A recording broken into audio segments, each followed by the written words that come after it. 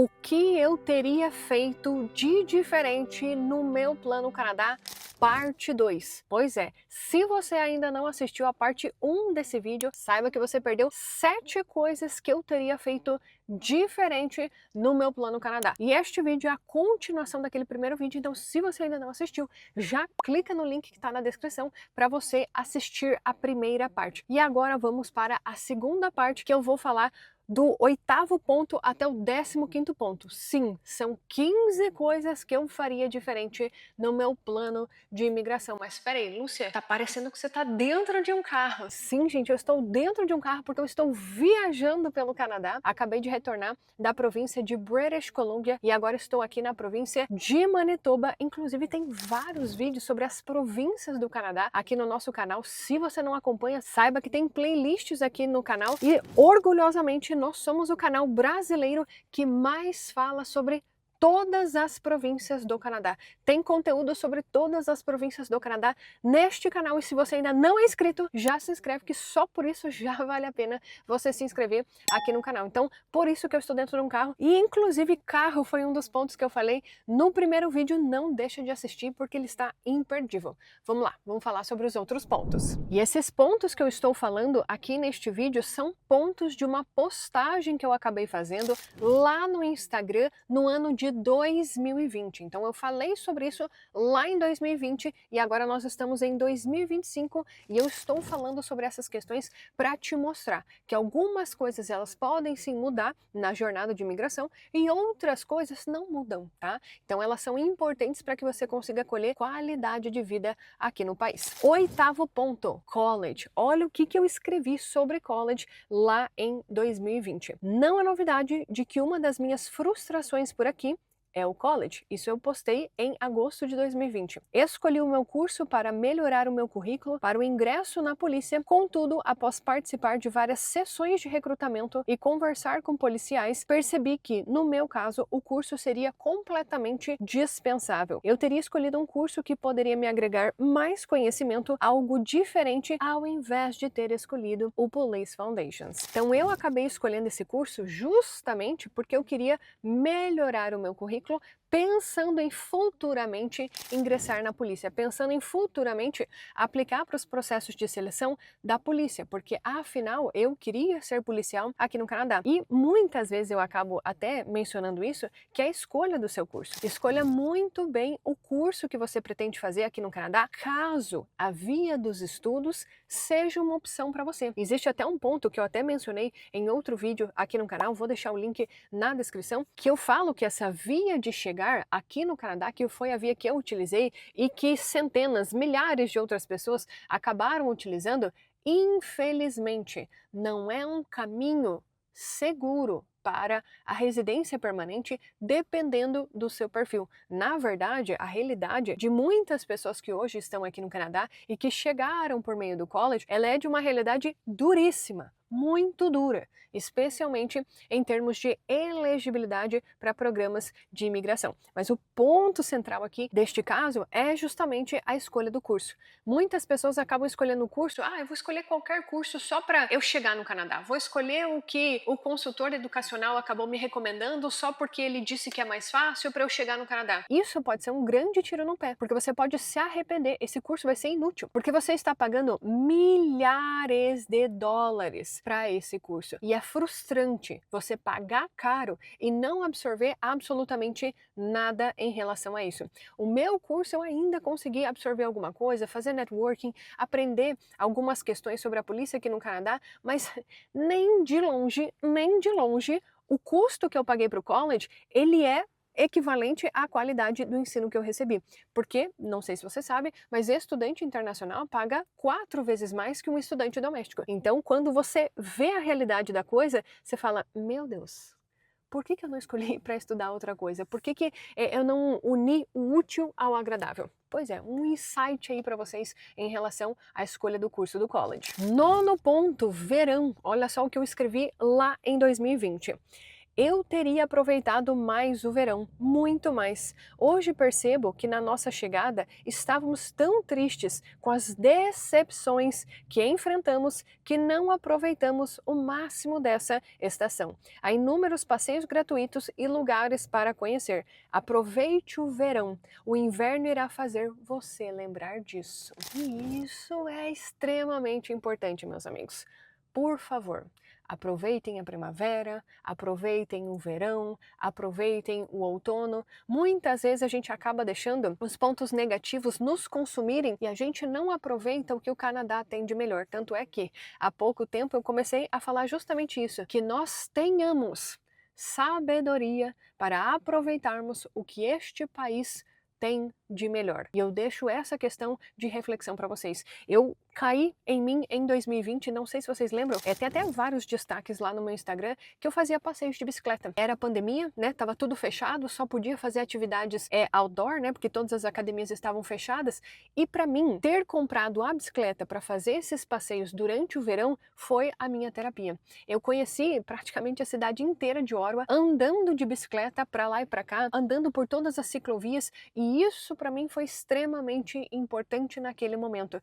Me deu assim uma energia a mais para eu conseguir realmente trilhar essa jornada de imigração. Então, independentemente da forma como você chegar aqui no Canadá, não se esqueça de aproveitar o que o país tem de melhor. Aproveite essa jornada, porque é por isso que você escolheu morar aqui. Ponto 10. Trabalho. Olha só o que eu escrevi lá em 2020. A nossa ideia inicial era eu trabalhar para recebermos em dólares e assim pagarmos as contas. Hoje percebo que, caso eu tivesse me preparado, já poderia ter conquistado um emprego no NOC. Isso agregaria experiência de trabalho qualificada canadense ao nosso perfil de imigração, além de receber em dólares e pagar as contas. O que acontece? Infelizmente, no nosso planejamento, eu que era a pessoa que veio com visto de estudante. Na minha época, por isso que é importante a gente sempre analisar as questões atuais, lá em 2020 a regra para estudantes era diferente da regra de 2025. Então o que acontecia? Na minha época, quando você vinha com visto de estudante, o cônjuge poderia trabalhar de forma full-time. E eu gostaria de ter vindo com o visto de trabalho. Isso eu digo com o conhecimento que eu tenho hoje, com o conhecimento que eu adquiri desde quando eu cheguei no Canadá. Eu tenho o perfil da família de realmente arregaçar as mangas e ir para o trabalho. Eu não tenho medo de absolutamente nada, muito menos do frio. Então, eu iria realmente cair nessa questão de procurar um trabalho qualificado e então conseguir a experiência de trabalho canadense para melhorar o nosso perfil. A experiência de trabalho canadense teria melhorado muito mais o meu perfil do que a questão do college. Então eu gostaria de ter vindo com o visto de trabalho. Eu trabalharia horas e horas e horas para conseguir sustentar a casa, enquanto que o meu cônjuge, naquela época, ele poderia ter vindo com visto de estudos para ele conseguir estudar, porque o perfil dele é mais voltado para isso. E isso casa também com o ponto 12, que é o Work Permit. Analisando hoje, talvez o melhor cenário teria sido eu ter vindo com o Work Permit e meu marido com o Study Permit. Eu posso trabalhar em qualquer área e enfrentar uma troca na carreira sem prejuízos. No caso do meu marido, é algo mais complexo. Se eu tivesse vindo com Work Permit,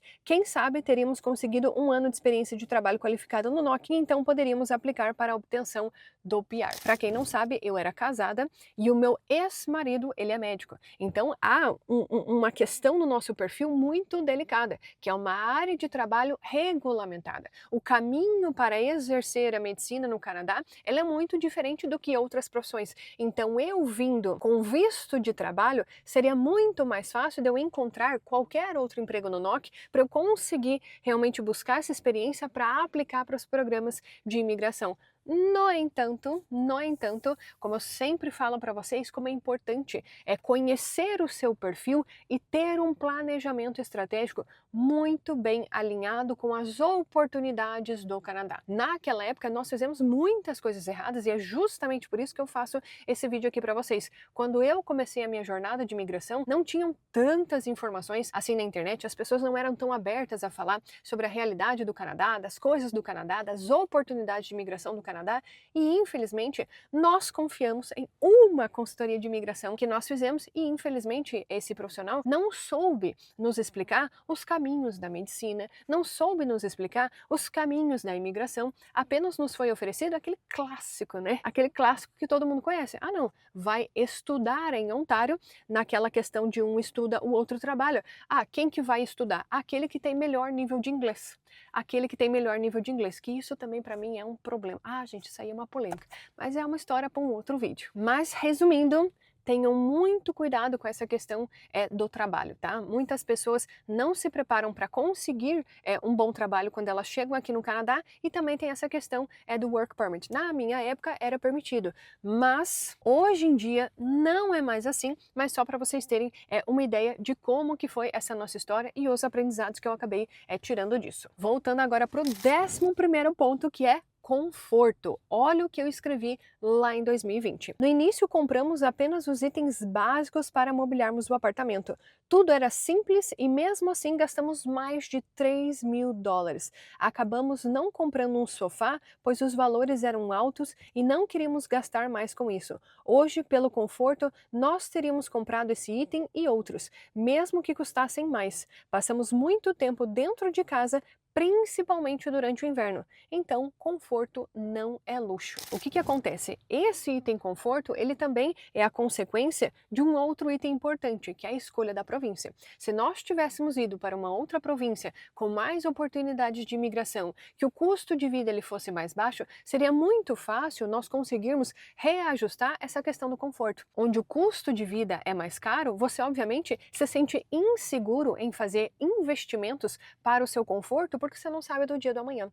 Então, muitas vezes a nossa qualidade de vida ela é ceifada em prol do plano de imigração. E esse é um ponto que eu bato muito na tecla aqui. Várias pessoas vivem uma realidade muito dura, uma realidade muito abaixo do que elas poderiam viver, justamente por não alinharem esses pontos do planejamento estratégico. Se você estiver prestando atenção, de fato, em todos esses pontos que eu estou trazendo aqui para vocês, só por isso você já vai conseguir fazer um planejamento muito melhor do que o planejamento que eu fiz. E esse ponto conforto, para mim, alinhado ali com o ponto do carro, é extremamente importante para que você consiga aproveitar o melhor do Canadá, para que você realmente se sinta confortável, para que você se sinta pertencente ao país, que você se sinta adaptado ao país. Porque pensa bem, se você tem uma realidade de conforto no Brasil, você tem carro, a tua casa é bacana, você tem acesso às coisas, de repente você perde muito nessa vinda para o Canadá, mas muito mesmo, porque você acaba tendo pouco dinheiro, você não consegue trabalho na área, a sua casa ela não é confortável, o salário que você ganha não é um salário suficiente para você bancar o estilo de vida que você achou que você teria aqui no Canadá, então coloca na balança. A pessoa acaba pensando, poxa, a minha vida no Brasil era muito melhor que a vida que eu tenho no Canadá. Só que a vida que você tem no Canadá não é a vida que você teria se você se planejasse melhor, se você se planejasse de acordo com as oportunidades do país, de acordo com a sua área de trabalho, então de acordo com todo o seu perfil. E é por isso que eu sempre bato nessa tecla. Preste muita atenção em como está o seu ambiente, quão confortável você está no seu ambiente, porque se a sua vida é ruim até nisso, é óbvio que você vai se frustrar com o Canadá. Não vai ser só o emprego, não vai ser só o custo de vida, não. Tem coisas muito maiores que acabam impactando no seu dia a dia e às vezes você nem percebe. O seu ambiente já é ruim, o seu ambiente é desconfortável, o seu ambiente não te proporciona absolutamente nada dos itens relacionados à qualidade de vida que você veio buscar aqui no Canadá. Então preste muita atenção nesses detalhes. Pode parecer boba e muita gente vai achar que é boba. Só que quando você chegar aqui e sentir isso na pele, talvez você valorize o que eu estou falando agora. 13º ponto, e-mails. Olha o que eu escrevi lá em 2020. Não subestime o poder de um e-mail. Pequei muito nesse sentido. Poderíamos ter feito contatos com hospitais, profissionais na área da pesquisa, universidade e não foi isso que fizemos. Networking é um ponto muito forte que eu acabo falando, tanto aqui no canal quanto lá no Instagram, e quanto maior for a sua rede de contatos, mais oportunidades você vai conseguir conhecer. Por quê? Cada pessoa tem uma experiência de vida. E essa experiência de vida, quando ela é contada para você, você absorve as lições desta pessoa. Tal como eu estou fazendo esse vídeo. Eu tive uma experiência aqui no Canadá e eu estou compartilhando essa experiência e eu desejo que você apenas pegue o que for útil, pegue aquilo que for interessante para você. No caso dos e-mails, por exemplo, do meu ex-marido, ele poderia ter feito contato com outros médicos aqui no Canadá desde antes de nós chegarmos aqui. Eu fiz contatos com alguns bombeiros, eu fiz contato com alguns policiais, só que como eu estava tão crua no processo de imigração, infelizmente essas pessoas não tinham muito como me ajudar. Se eu tivesse pesquisado muito mais no Brasil, talvez eles teriam me passado outras oportunidades. Então, não menospreze esse ponto. Mande e-mail para as pessoas. O não você já tem. O não já existe aí nessa tua jornada. Você está buscando pelo sim. Então não deixe de entrar em contato com essas pessoas. E o e-mail é uma ferramenta fundamental, funciona muito bem aqui no Canadá. Você encontrou uma pessoa no LinkedIn, você encontrou um recrutador, você encontrou uma pessoa que trabalha na sua área, manda um e-mail para essa pessoa que você não tem nada a perder. 14º ponto, e esse na minha opinião é um dos mais importantes, o inglês. Poderíamos estar muito melhores no Canadá se o nosso nível de inglês fosse avançado. Como vocês sabem, chegamos no Canadá com inglês intermediário e passamos por muitos apuros por isso. Certamente nossa vida estaria muito melhor e seria muito mais fácil se o nosso nível de inglês fosse melhor. Essa daqui é um clássico, né, minha gente?